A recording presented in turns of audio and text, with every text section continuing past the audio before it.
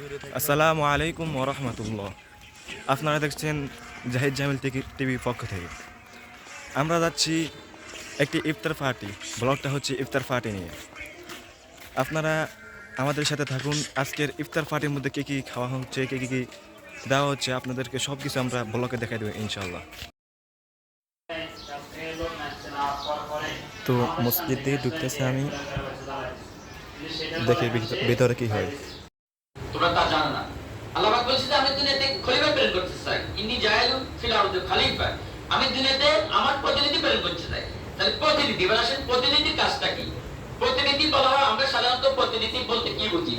যে যখন কোথাও, আমরা তো সবাই বুঝি, এই খেয়াল করেননি, আমরা সবাই বুঝি যদি 20 জনের দল কোথাও প্রেরণ করা হয়, কারণ আপনারা 20 জন লোক কাজ করতে যাবে, তো 20 জন লোকের মধ্যে তো একজন সর্দার থাকে, থাকে না? সর্দার থাকে, কথা বলি, 20 জন লোকের মধ্যে একজন সর্দার থাকে। তাহলে ওই সর্দারের দায়িত্ব থাকে কি? এদেরকে পরিচালনা করা। সর্দার এদেরকে পরিচালনা করা, এটা হলো তাদের দায়িত্ব। তো আল্লাহ পাক ঠিক সেম, ইন্নী জাইলুন ফিল আরদি খলিফা, আমি দুনিয়াতে প্রতিনিধি প্রেরণ করতে চাই। তোমরা কি বলো? ওরা বলছে না, আপনি এই জন্য লোক তৈরি না। ফেরেশতারা নেগেটিভ কথা বলছে, না বোধক বলছে, তাই না? কিন্তু আল্লাহ বলছে আমি যা জানি তোমরা তা জানো না। আমি দুনিয়াতে প্রেরণ করতে চাই এরকম খলিফা, যারা আমার কি ইবাদত করবে, আমার প্রতিনিধিত্ব পালন করবে, যারা দুনিয়াতে আমি যাদেরকে ক্ষমতা দিব, যাদেরকে আমি কর্তৃত্ব দিব, তাদের 4টি কাজ কোরআন পাক বলছে। এই কোরআন তো এই কোরআন হলো রমজান মাস, হলো কোরআন নাযিল মাস, তাই না? এই কোরআন নাযিল মাস, এই রমজান মাসে কোরআন নাযিলের কারণে রমজানের গুরুত্ব বেশি, কোরআনের মর্যাদা। তখন কোরআনেই বলছে সূরা হজের 41 নম্বর আয়াতে, যারা কোরআন শরীফ পড়তে পারেন, সূরা হজের 41 নম্বর আয়াতে আছে যে বিসমিল্লাহির রহমানির রহিম, আল্লাযীনা ইয়াতাকাল্লামুনা ফিল আরদি আকামুস সালাতা ওয়া আতাউজ যাকাতা ওয়া আমারু বিল মারুফ ওয়া নাহাউ আনিল মুনকার ওয়ালিল্লাহি আকিবাতুল উমুর। বলা হয়েছে যে আমি দুনিয়াতে যাদেরকে নেতৃত্ব দিতে দেব, যারা কর্তৃত্ব করবে, দুনিয়া শাসন করবে, আর সমাজ ব্যবস্থা পরিচালনা করবে, তাদের 4টি কাজ একদম কোরআনে বলছে। তাদের কয়টি কাজ? কয়টি কাজ? 4টি কাজ। 1 নম্বর কাজ আকামুস সালাতা, তারা এই সমাজে সালাত কায়েম করবে। কি করবে? সালাত কায়েম করবে। এই দেশে সালাত কায়েম করবে। আমরা আমাকে বলেন তো, এই দেশে সালাত কায়েম, এখন কি সালাত কায়েম আছে? সালাত কায়েম রাষ্ট্রীয়ভাবে সালাত কায়েম নাই, ব্যক্তিগতভাবে আমরা কেউ নামাজ পড়ি, কেউ পড়ি না। তাও আমরা পড়ি, আমরা কায়েম নাই। আমি নিজে নিজে নামাজ পড়ি, আমি 10 জন লোকের নামাজের জন্য দাওয়াত দিই, এরকম হয় না। আমরা প্রত্যেকে নিজে নিজে নামাজ পড়ি। এই সমাজ ব্যবস্থা, হাজারো মানুষ, আমার ভাই, আমার বাবা, আমার বন্ধু, আমি যার সাথে আড্ডা দিই, তারা আড্ডা দিচ্ছে, আদার হচ্ছে, আমাদের দিকে আসে না। তাহলে আমাদের সমাজের সালাত কায়েম নাই। আমরা সৌদি আরবে কিন্তু রাষ্ট্রীয়ভাবে সালাত কায়েম আছে। সৌদি আরবে যে আযান দেওয়ার পর সকল দোকান বন্ধ, সবাই নামাজে চলে যায়, এটা রাষ্ট্রীয়ভাবে কায়েম আছে। কিন্তু আমাদের দেশে রাষ্ট্রীয়ভাবে সালাত কায়েম নাই। তাহলে আমাদের যারা আমাদের দেশে তো নেতৃত্ব দিচ্ছে, আমাদের দেশে তো ক্ষমতা পরিচালনা হচ্ছে না। আমাদের দেশ স্বাধীনতার পর থেকে কয়েক দল ক্ষমতা পার হয়ে গেছে, কিন্তু রাষ্ট্রীয়ভাবে সালাত কায়েম করার কোনো ব্যবস্থা ছিল না। 2 নম্বর কাজ হচ্ছে আকামুস সালাত ওয়া আতাউজ যাকাত, যাকাত ভিত্তিক অর্থ ব্যবস্থা চালু করবে। কি ভিত্তিক? যাকাত ভিত্তিক অর্থ ব্যবস্থা চালু করবে। এই সমাজ ব্যবস্থা, এই রাষ্ট্রে অর্থনীতি হবে ইসলামী অর্থনীতি। ইসলাম ছাড়া অন্য কোনো অর্থনীতি চলবে না। আজকে বলেন তো, আমাদের দেশে যে অর্থ ব্যবস্থা চালু রয়েছে, যারা পড়ালেখা জানেন তারা তো জানেন, আমাদের দেশে অর্থ ব্যবস্থা চালু হচ্ছে পুঁজিবাদ। এই দেশের পুঁজিবাদ অর্থ শব্দের অর্থ হলো, যারা জানেন তারা তো জানেন, যারা জানে না বলে, পুঁজিবাদের অর্থ হলো সকলে টাকা অর্জন করতে পারে, কামাই করতে পারে যে যেভাবে ইচ্ছা। এবার হারাম হোক অথবা হালাল হোক, যে যেভাবে ইচ্ছা টাকা কামাই করবে, আর যে যেভাবে ইচ্ছা ব্যয় করবে, যে যেভাবে ইচ্ছা কি ব্যয় করবে। বলেন তো ইসলাম এখানে কি বলছে? এটা হলো আমাদের রাষ্ট্রীয় অর্থনীতি, যে চাকা, অর্থনীতির যে চাকা, সেই চাকা বলছে যে আমি টাকা রোজগার করবো। এবার কি আমি হালাল পন্থা করবো না হারাম পন্থা করবো, এটা কারো কোনো অধিকার নাই আমাকে বলার। আর ব্যয় করবো আমার ইচ্ছা মতো। এবার বলেন, ইসলাম কি ইচ্ছা মতো আয় করা আর ইচ্ছা মতো ব্যয় করার অনুমতি দিছে? দেয় নাই। সুতরাং রাষ্ট্রীয়ভাবে ইসলামী অর্থনীতি চালু নেই আমাদেরকে, কিন্তু কোরআন বলছে যে অর্থনীতি রাষ্ট্রীয়ভাবে ইসলামী অর্থনীতি চালু করতে। আজকে আমাদের দেশে সুদী কারবার, সুদী ব্যাংক, সুদী ব্যবসা সর্বত্র ছড়িয়ে গেছে। আমাদের সমাজে, আমাদের পরিবারে, আমাদের রাষ্ট্রে রাষ্ট্রীয়ভাবে সুদী ব্যবস্থা চালিয়ে আছে। তাহলে কোরআনের সাথে এটা সাংঘর্ষিক, কোরআনের বিপরীত কাজ, তাই না? এবার বলছে আমারু বিল মারুফে, তারা সৎ কাজের আদেশ দিবে। বলেন তো, দলবদ্ধভাবে সৎ কাজের আদেশ বাংলাদেশ সৎ কাজ করতে হবে দলবদ্ধভাবে, সংঘবদ্ধভাবে।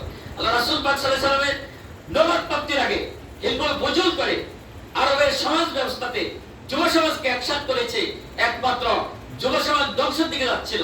তখন আল্লাহ রাসূল তিনি দেখলেন যে এই যুব সমাজ ধ্বংস হয়ে যাচ্ছে, হিলফুল ফুজুল করার মাধ্যমে, একটি সংগঠন করার মাধ্যমে আল্লাহ রাসূল আইয়ুবে জাহেলিয়াতের যুগে নবুয়ত প্রাপ্তির আগে সামাজিকভাবে সমাজ থেকে অনাচার, দুর্নীতি, যত প্রকারের খারাপ কাজ, সব খারাপ কাজ থেকে মানুষদেরকে বিরত রাখছে, সৎ কাজের আদেশ দিচ্ছে ওই সংগঠনের মাধ্যমে। এবং যত প্রকারের খারাপ কাজ, ওয়ামারু বিল মারুফ ওয়া নাহু আনিল মুনকার, এবং অসৎ কাজ থেকে মানুষকে বিরত রাখবে। এই চারটি দায়িত্ব। কয়টি দায়িত্ব? এটা কার দায়িত্ব? এই রাষ্ট্রীয় যারা রাষ্ট্রীয় ক্ষমতা দায়িত্ব পালন করবে তাদের। এখন আমার প্রশ্ন যে রাষ্ট্রীয়ভাবে আমাদের এই দেশ স্বাধীন 1947 সালে ভারত থেকে আমাদের এই স্বাধীনতা অর্জন করেছিল পাকিস্তান। পাকিস্তান সরকার কায়েম করার পর আমরা সবাই বুঝতে পেরেছি যে পাকিস্তান একটা ইসলামী মুসলিম রাষ্ট্র হয়েছে, আমরা মনে হয় ইসলাম পালন করতে পারবো। কিন্তু দুঃখজনক হলো সত্য, আমরা পাকিস্তান হওয়ার পর আমরা ইসলাম যথাযথভাবে ইসলামী রাষ্ট্র কায়েমের জন্য যে কাজ ছিল, যে পন্থা ছিল, সেটা আমাদের এই রাষ্ট্রে করতে দেয়নি তখনকার পাকিস্তান সরকার। এরপর 1971 সালে আমাদের দেশ স্বাধীন হয়েছে। 71 সালে আমাদের দেশ স্বাধীন হয়েছে। সঙ্গত কারণে আমরা মুসলিম রাষ্ট্র, আমাদের মুসলিম রাষ্ট্র, 95% মুসলমান, মুসলিম রাষ্ট্র না? কিন্তু আমাদের এই সমাজ ব্যবস্থা, এই রাষ্ট্রে ইসলামী সমাজ ব্যবস্থা কায়েমের জন্য, ইসলামী রাষ্ট্র প্রতিষ্ঠার জন্য যারা ক্ষমতায় আসছিল তারা কখনো ন্যূনতম চিন্তা করে নাই। তারা চিন্তা করছে, তারা কায়েম করছে একমাত্র মানব রচিত মতবাদ। এক একজন এক এক দল এক এক মতবাদের অনুসারী হয়ে এই মানুষদেরকে ডাকতেছে তাদের দিকে। কিন্তু ইনি হুকমাইল্লাহ আল্লাহ, এই রাষ্ট্র কার? এই আসমান কার? এই জমিন কার? সমস্ত সৌরজগৎ, সৌরমণ্ডল, এই বিশ্ব জগৎ, আল্লাহ পাকের এই বিশ্ব জগতের মধ্যে পৃথিবী একটি ছোট্ট গ্রহ। এই গ্রহের মধ্যে এই সমস্ত কিছু একমাত্র আল্লাহর নির্দেশে চলে। শুধু মানব জাতি, আমরা জিন জাতি, আমরা আমাদের উপর বিবেক দিয়ে দিছে, বিবেক দিয়ে আমাদেরকে বলে দিছে যে এবার তুমি যদি ভালো কাজ করো বিনিময়ে জান্নাত পাবে, আর যদি খারাপ কাজ করো এর বিনিময়ে জাহান্নাম পাবে। এটা আল্লাহ পাক নির্দেশনা দিয়ে দিয়েছে। সেই জায়গা আমাদের এই সমাজ ব্যবস্থা, এই রাষ্ট্রে যত জনগণের ক্ষমতা আসছে এই পর্যন্ত কেউ রাষ্ট্রীয়ভাবে এই সমাজে ইসলামী সমাজ থেকে অনাচার, দুর্নীতি দূর করার জন্য ন্যূনতম চেষ্টা করে নাই। বাংলাদেশ জামাত ইসলামীর কোনো দরকার ছিল না, ইসলামী দল কোনো দরকার ছিল না। যদি এই রাষ্ট্রে যারা ক্ষমতা ছিল তারা যদি ইসলামী রাষ্ট্র কায়েম করতো, তারা যদি কোরআন এবং হাদিসের আলোকে সমাজকে পরিচালনা করার চেষ্টা করতো, তাহলে কোনো ইসলামী দল করার কোনো দরকার ছিল না, কোনো দরকার ছিল না। কিন্তু যারা ক্ষমতা আসছে তারা কেউ ইসলাম অনুযায়ী দেশ শাসন করার প্রয়োজন ছিল না বিধায় বাংলাদেশ জামাত ইসলামী 1941 সালে বাংলাদেশ জামাত ইসলামী ইসলামী রাষ্ট্র প্রতিষ্ঠা করার জন্য কাজ করে যাচ্ছে। বাংলাদেশ জামাত ইসলামী মানুষদেরকে এই কাজটুকু করে যে মানুষকে ব্যক্তির জীবনে আল্লাহর দাসত্ব, আল্লাহ পাকের দাসত্ব, রাসূল পাক সাল্লাল্লাহু আলাইহি ওয়াসাল্লামের আদর্শের উপর ব্যক্তি জীবন, পারিবারিক জীবন, সমাজ জীবন, রাষ্ট্রীয় জীবন পালন করার জন্য আহ্বান করতেছে। এটাই জামাত ইসলামী দাওয়াতি কাজ। এবং যারা ঈমানদার তারা ব্যক্তির জীবনে, বাস্তব জীবনে তারা কাজ করবে, কথাবার্তা গর্বিল পরিহার করে একনিষ্ঠভাবে সেই মহান আল্লাহর দিকে মানুষদেরকে ডাকবে এবং ব্যক্তি জীবন কোরআন এবং হাদিসের আলোকে পরিচালনা করবে। এই কাজটুকু বাংলাদেশ জামাত ইসলামী, ইসলামী ছাত্র শিবির এই দাওয়াতটুকু কাজ করে। এই দাওয়াতের দিকে আপনাদেরকে আহ্বান করছে। প্রিয় উপস্থিতি, আমি পরিশেষে যে কথা বলতে চাই যে বাংলাদেশ জামাত ইসলামী প্রতিষ্ঠা লগ্ন থেকে অদ্যাবধি পর্যন্ত একমাত্র মানুষদেরকে আল্লাহর পথে রাখে, আর কেউ ডাকে ব্যক্তির দিকে, অমুকের আদর্শ, অমুকের আদর্শ। আপনি মানে অথবা না মানেন, ইন্নী ওয়াজহাতু ওয়াজহিয়া লিল্লাযী ফাতারাস সামাওয়াতি ওয়াল আরদা হানিফা ওয়া মা আনা মিনাল মুশরিকিন। সবাই আমরা নামাজের বিস্তারিত দাই এই কোরআন আয়াতটুকু পড়ি। আমরা বলি যে আমি সকল দিক থেকে মত করিয়ে একনিষ্ঠভাবে সেই মহান আল্লাহর দিকে পথপ্রদর্শন করলাম যিনি আসমান এবং জমিনের সৃষ্টিকর্তা। আমি মসজিদের অন্তর্ভুক্ত না। আমরা নামাজে দাঁড়িয়ে শপথ করি যে আমি অন্য কোনো মত এবং পথের অনুসারী নয়। আর নামাজ থেকে বাইরে হওয়ার পরে কেউ অমুক আদর্শ, কেউ অমুক আদর্শ। আপনি মানে অথবা না মানেন, কোন ইসলামী আদর্শ ছাড়া আপনি দুনিয়ায় মানব রচিত কোন আদর্শের ধারক পার হবেন। আপনি ব্যক্তি নামাজ পড়বেন আপনার আল্লাহর দিকে, আর আপনি রাজনীতি করবেন ইসলামের বাইরে। আপনার এই ঈমানদার, এই ঈমানের হিসাব আপনি আল্লাহর কাছে দিতে পারবেন না, আপনার ঈমান সঠিক হবে না। সুতরাং প্রিয় ভাইরা, আসুন আমরা আমাদের জামাত ইসলামীকে আমরা সৎ লোকের শাসন, আল্লাহর আইন এবং সৎ লোকের শাসনের মাধ্যমে বাংলাদেশ জামাত ইসলামী একমাত্র রাষ্ট্রীয়ভাবে ইসলাম কায়েম করতে চায়। আল্লাহর জমিনে আল্লাহর দ্বীন প্রতিষ্ঠার মাধ্যমে, এই রাষ্ট্রে ইসলামের রাষ্ট্র প্রতিষ্ঠার মাধ্যমে আল্লাহ মহান আল্লাহর সন্তুষ্টি অর্জন করতে চায়। আমরা বাংলাদেশ জামাত ইসলামীকে সহযোগিতা করতে পারবো তো? কারণ আমরা একমাত্র সন্তুষ্টি কার জন্য করি? আল্লাহর সন্তুষ্টির জন্য। আমরা ব্যক্তির সন্তুষ্টির জন্য রাজনীতি করি না, আমরা একমাত্র আল্লাহর সন্তুষ্টির জন্য রাজনীতি করি। আমরা আল্লাহর জমিনে আল্লাহর দ্বীন প্রতিষ্ঠার মাধ্যমে আমি আল্লাহর সন্তুষ্টি অর্জন করে পরকালের জান্নাত পেতে চাই। সম্মানিত উপস্থিতি, আমি সহ আমাদের সবাইকে আল্লাহ দ্বীনের পথে কাজ করার তৌফিক দান করুন, আমিন। আসসালামু আলাইকুম ওয়া রাহমাতুল্লাহি ওয়া বারাকাতুহু। আমি সময় খুব বেশি নিয়ে ফেলছি, আমাকে ক্ষমা করবেন। ধন্যবাদ অধ্যক্ষ আলফুস স্যারকে আমাদেরকে মূল্যবান সময় দিয়ে জন্য করার জন্য। সম্মানিত সুধী মণ্ডলী, আমাদের মাঝে এই পর্যায়ে সংক্ষিপ্ত বক্তব্য নিয়ে আসছেন বাংলাদেশ শ্রমিক কল্যাণ ফেডারেশন আটকান সরকারের ইউনিয়নের সম্মানিত সভাপতি ভাই ওমর ফারুক ভাই।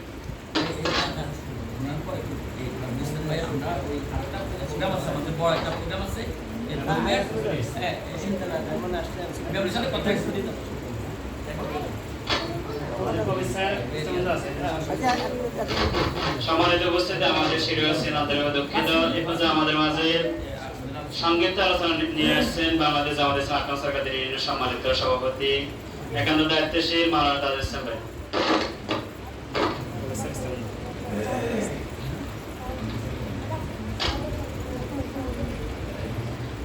আসসালামু আলাইকুম ওয়া রাহমাতুল্লাহি ওয়া বারাকাতুহু। ওয়া আলাইকুম আসসালাম।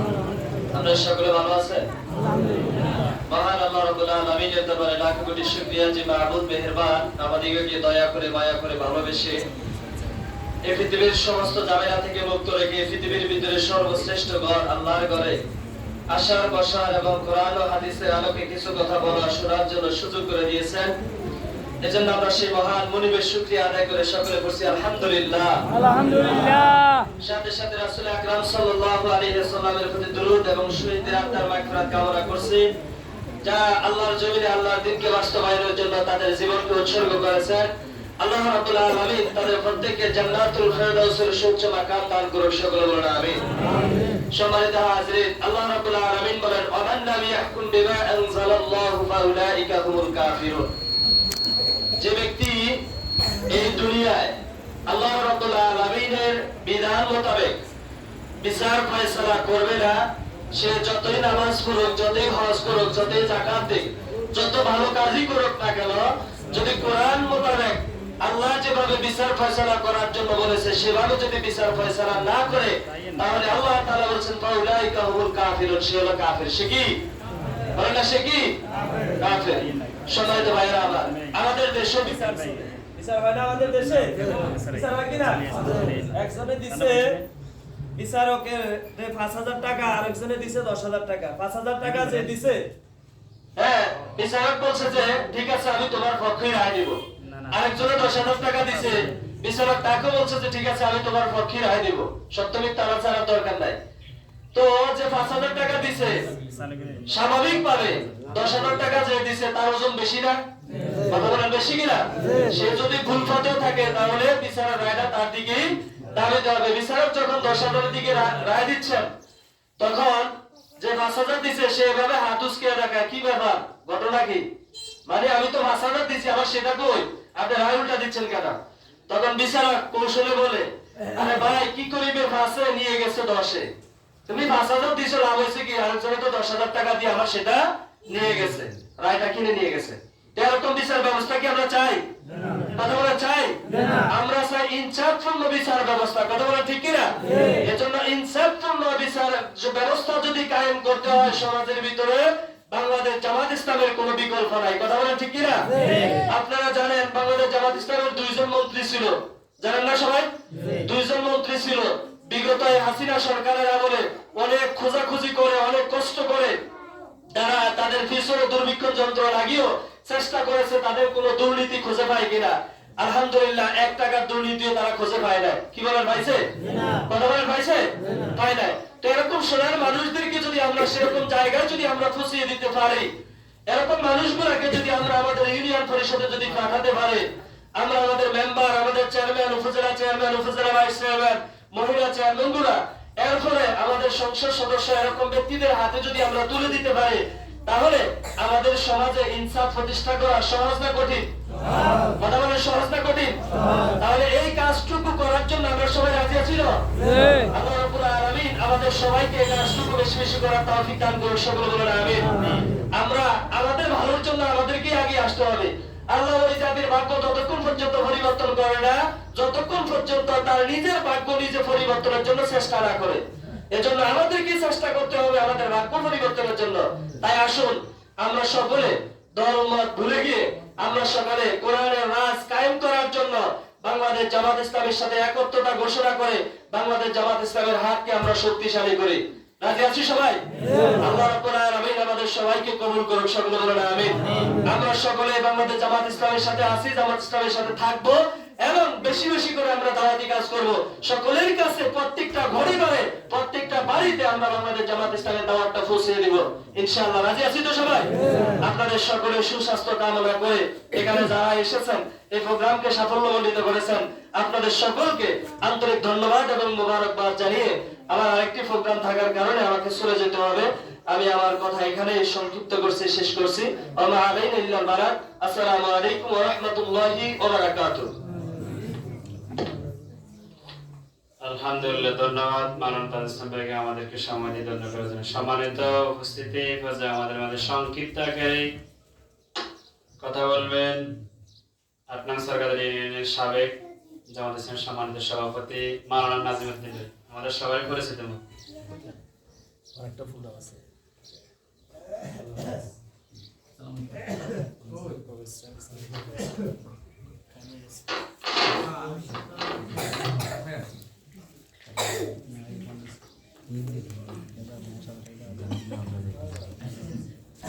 আসসালামু আলাইকুম ওয়া রাহমাতুল্লাহি ওয়া বারাকাতুহু। ওয়ালাইকুম আসসালাম। আল্লাহ রাব্বুল আলামিনের দরবারে লাখ কোটি শুকরিয়া আদায় করি যিনি আমাদেরকে আল্লাহ পাকের ঘর মসজিদে বসে সমবেত হওয়ার তৌফিক দিয়েছেন। দুরূদ এবং সালাম আমাদের নবী বিশ্ব নবী মুহাম্মদ রাসূলুল্লাহ সাল্লাল্লাহু আলাইহি ওয়াসাল্লামের মুবারকে। পৃথিবীর সূচনা লগ্ন থেকে অদ্যাবধি পর্যন্ত আল্লাহর দ্বীনকে প্রতিষ্ঠা করার জন্য যারা শাহাদাত বরণ করেছেন, আল্লাহ তাআলা সকল শহীদদেরকে জান্নাতুল ফেরদাউস নসিব করুন। পবিত্র রমজান মাসে আমরা আমাদের মুরব্বী বাবা মা যাদেরকে কবরে রেখেছি, আল্লাহ তাদেরকে ক্ষমা করুন।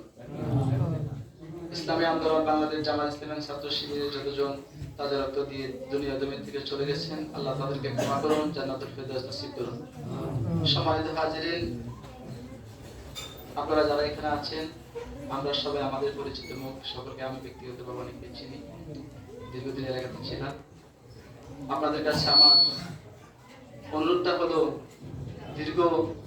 দীর্ঘ বছর ধরে আমরা ইসলামের জন্য দুইজন মানুষ একসাথে কথা বলতে পারিনি, ঠিক নয় কি?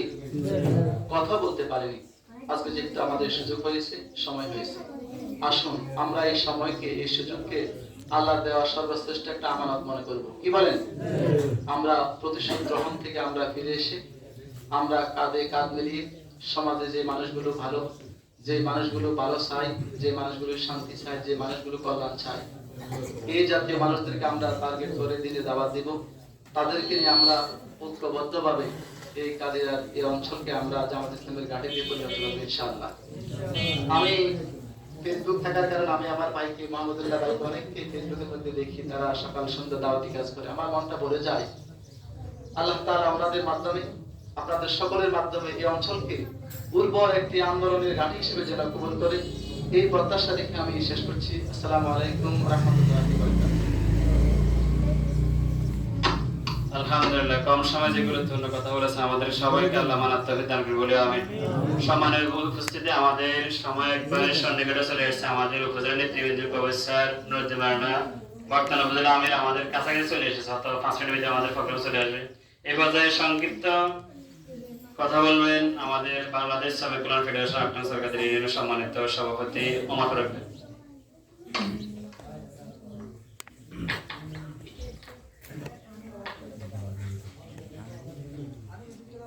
আসসালামু আলাইকুম ওয়া রাহমাতুল্লাহি ওয়া বারাকাতুহু। আলহামদুলিল্লাহিল্লাযী আল্লামাল ইনসানা মা লাম ইয়া'লাম ওয়াস সালাতু ওয়াস সালামু আলা নাবিয়্যিল আকরামিল্লাযী জা'আলাল উলামা'a আফদালাল উমাম ওয়া আলা আলিহি ওয়া আসহাবিহিল মুকাররামিনাস সালিহিন ওয়া মান তাবি'আহুম বিইহসানিন ইলা ইয়াউমিদ্দিন। গণমানুষের সংগঠন শহীদি কাফেলা বাংলাদেশ জামাত ইসলামী ৮ নং সরকারের ইউনিয়নের ৪ নং ওয়ার্ড কর্তৃক আয়োজিত আজকের এই ইফতার প্রোগ্রামে উপস্থিত আছেন বিভিন্ন নেতৃবৃন্দ এবং আমার সামনে উপস্থিত আমাদের প্রাণপ্রিয় ভাইরা, সকলকেই আমাদের জামাত ইসলামের পক্ষ থেকে ধন্যবাদ জানাচ্ছি। আপনারা উপস্থিত হয়ে আমাদের প্রোগ্রামকে সাফল্যমণ্ডিত করেছেন। সর্বপ্রথম সেই মহান মনিবের দরবারে শুকর আদায় করছি যে মহান মনিব আমাদেরকে আমাদের শত ব্যস্ততা রেখে দিনে ডাকে সাড়া দিয়ে আজকের মতো এই প্রোগ্রামে উপস্থিত হওয়ার জন্য যে মহান মনিব আমাদেরকে সুযোগ করে দিয়েছেন, এজন্য আমরা শুকর আদায় করি আলহামদুলিল্লাহ। এবং সালাম প্রেরণ করছি আমাদের নবী, প্রাণের নবী, বিশ্ব নবী হযরত মুহাম্মদ সাল্লাল্লাহু আলাইহি ওয়াসাল্লামের প্রতি। শহীদদের সর্বোচ্চ জান্নাতি মর্যাদা কামনা করছি এবং যারা আহত হয়েছে তাদের দ্রুত সুস্থতা কামনার মধ্যে দিয়ে আমি সংক্ষেপে কিছু কথা বলি, আমার কথা আমি শেষ করব ইনশাআল্লাহ। সম্মানিত উপস্থিতি, আমরা আজকে যদি বিশ্বের দিকে তাকাই তাহলে দেখা গেছে আমাদের মুসলমানদের বিশ্ব নেতৃবৃন্দের অভাব। আজকে বিশ্বের যদি আপনি তাকান দেখবেন যে যদি টপ 10টা ধনী রাষ্ট্র যদি আপনি খোঁজেন, ওখানে খুঁজতে গেলে আপনি একটা মুসলিম কান্ট্রি আপনি পাবেন না। এখানে আপনি যদি টপ সামরিক দিক থেকে যদি 10টা রাষ্ট্র আপনি খোঁজেন তাহলে অত মুসলিম রাষ্ট্র আপনি খুব বেশি একটা পাবেন না। কেননা আমাদের জনবলের অভাব, টাকা পয়সার অভাব, কোনো কিছুর অভাব নেই, কিন্তু কথা হলো যে একটা শক্তিশালী রাষ্ট্র, শক্তিশালী অর্থনীতি গঠন করার জন্য যেটা প্রয়োজন আমাদের মুসলমানদের ভিতরে সবচেয়ে বেশি অভাব সেটা। যেমন যদি একটি শক্তিশালী ঐক্যবদ্ধ একটা রাষ্ট্র যদি গঠন করতে হয় তাহলে ওইখানে সবচেয়ে বড় যেটা সবচেয়ে বেশি ভূমিকা যেটা পালন করে সেটা হলো যে একটা সৎ নেতৃত্ব, সৎ মানুষ। যদি প্রত্যেকটা জায়গায় জায়গায় সৎ মানুষ যদি বসে যায় তাহলে দেখা গেছে ওই রাষ্ট্র যদি একটা ওয়ার্ডের একজন সৎ মেম্বার থাকেন তাহলে ওই ওয়ার্ডটা নিঃসন্দেহে একটা শক্তিশালী এবং একটা গোছাল একটা ওয়ার্ড থাকবে। যদি একটা ইউনিয়ন হয়, যদি একটা সংসদীয় আসন হয়, যদি সেটা একটা রাষ্ট্র হয়, যদি সরকার প্রধান হয় তাহলে নিঃসন্দেহে ওই রাষ্ট্রটা একটা শক্তিশালী রাষ্ট্র হিসাবে পরিণত হবে। আরেকটা বিষয় হলো যে আমাদের অর্থনৈতিক ব্যবস্থা যদি শক্তিশালী করতে হয় আল্লাহ রাব্বুল আলামিন আমাদেরকে একটা পন্থা বাতিয়ে দিয়েছেন, সেটা হলো যাকাত ভিত্তিক অর্থ ব্যবস্থা। যদি যাকাত ভিত্তিক অর্থ ব্যবস্থা যেই রাষ্ট্রে চালু হবে ওই রাষ্ট্রের অর্থনৈতিক চাকা কয়েক বছরে সেটা এমন ভাবে পরিবর্তন হবে, প্রায় ৫-৭ বছরের ভিতরে বিশ্বের একটা নামি দামি একটা অর্থনৈতিক রাষ্ট্র ব্যবস্থা সেটা গড়ে উঠবে। যেমন আমরা যদি আফগানিস্তানের দিকে তাকাই, আফগানিস্তান কি খুব বেশি দিন হয়ে গেছে তারা স্বাধীনতা অর্জন করেছে? না, আফগানিস্তান মাত্র কয়েক বছরে তাদের অর্থনৈতিক কারেন্সি এমন একটা অবস্থায় পৌঁছেছে যেটা বিশ্বের ২য় নাম্বার অবস্থানে তারা এখন অবস্থান করছে। তাহলে সেটা কি জন্য? যে তাদের ভিতরে সৎ নেতৃত্ব তারা প্রতিষ্ঠিত করতে পেরেছে।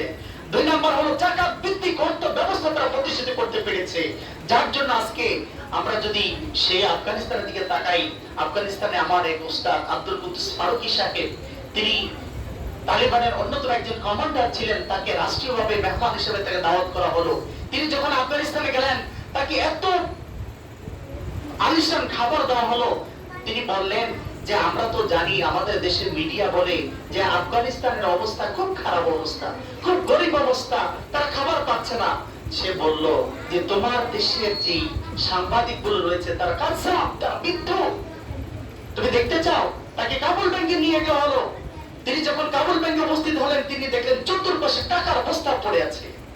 তিনি আরেকটা শহরে গেলেন, তিনি দেখলেন ওই এলাকার বিভিন্ন গরিবদেরকে, বিভিন্ন অসহায় লোকদেরকে তারা ডেকে এনে শহরের যত গরিব মানুষ আছে তাদেরকে বাংলাদেশি ১ লক্ষ টাকা, ২ লক্ষ টাকা, ১.৫ লক্ষ টাকা, ৩ লক্ষ টাকা পর্যন্ত ঋণ দিয়ে বলছে যে আপনারা এখানে এই টাকাগুলো আপনাদেরকে দিচ্ছি, যদি আপনাদের সম্ভব হয় তাহলে আপনারা আমাদেরকে টাকাগুলো ফিরিয়ে দিয়েন, যদি সম্ভব না হয় তাহলে এইটা দিয়ে আপনারা ব্যবসা করে অর্থনৈতিকভাবে আপনারা স্বাবলম্বী হন।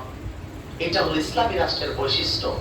যদি ইসলামী রাষ্ট্র কায়েম হয়, ইসলামী রাষ্ট্রের সরকার দেশের যত গরিব আছে প্রত্যেকটা গরিবকে ডেকে এনে সরকারিভাবে তাদেরকে ঋণ দিয়ে তাদেরকে স্বাবলম্বী করার জন্য তারা চেষ্টা করবে। আজকে যেই বিশ্ব আমাদের বাংলাদেশে যে জরিপে দেখা গেছে, যদি বাংলাদেশের জাকাত যদি উত্তোলন করা হয় তাহলে প্রতি বছর 30 থেকে 35 হাজার কোটি টাকা জাকাত উত্তোলন হবে। যদি এক বছর 30 থেকে 35 হাজার কোটি টাকা যদি জাকাত উত্তোলন হয় তাহলে আমাদের দেশের অর্থনীতি দরিদ্র সীমা 5 বছর লাগবে আমাদের নিয়ন্ত্রণ করতে। প্রিয় ভাইরা, এই জন্য আসুন আমি আমাদের আজকের অনুষ্ঠানের প্রধান মেহমান বাংলাদেশ জামাত ইসলামী উপনগর উপজেলার সম্মানিত সভাপতি উপস্থিত হয়েছেন। আমরা আমাদের প্রোগ্রামের পক্ষ থেকে হুজুরকে ধন্যবাদ জানাচ্ছি। সম্মানিত উপস্থিতি, আমি কথা শেষ করছি। আমি যে কথাটা বলতে চাচ্ছিলাম যে যদি আমাদের দেশে সৎ নেতৃত্ব, যদি ইসলামী রাষ্ট্র কায়েম হয় তাহলে আমাদের দেশ, আমাদের সমাজ একটি শক্তিশালী অর্থনীতি এবং একটা সুন্দর রাষ্ট্র আমরা গড়তে পারবো। এই জন্য আমরা আপনাদের কাছে উদাত্ত আহ্বান রাখবো।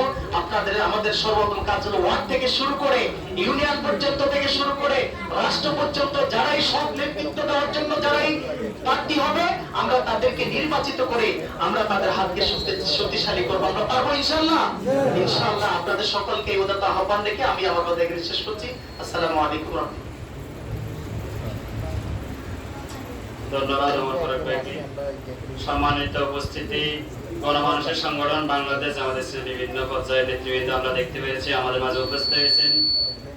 গণমানুষের সংগঠন বাংলাদেশ জামাত ইসলাম কমলনগর উপজেলার সম্মানিত উপজেলা আমির, আমাদের একান্ত দায়িত্বশীল, শত ব্যস্ততার মাঝে আমাদের প্রোগ্রামে আমাদের ধন্য করেছেন মাওলানা আবুল খায়ের সাহেব।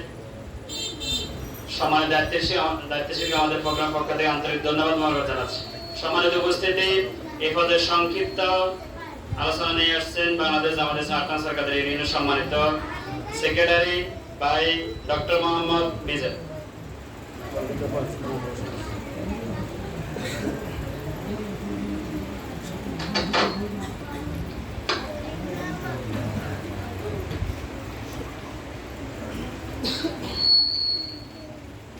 أعوذ بالله من الشيطان الرجيم بسم الله الرحمن الرحيم سبحانك اللهم وبحمدك وتبارك اسمك وتعالى جدك والأحد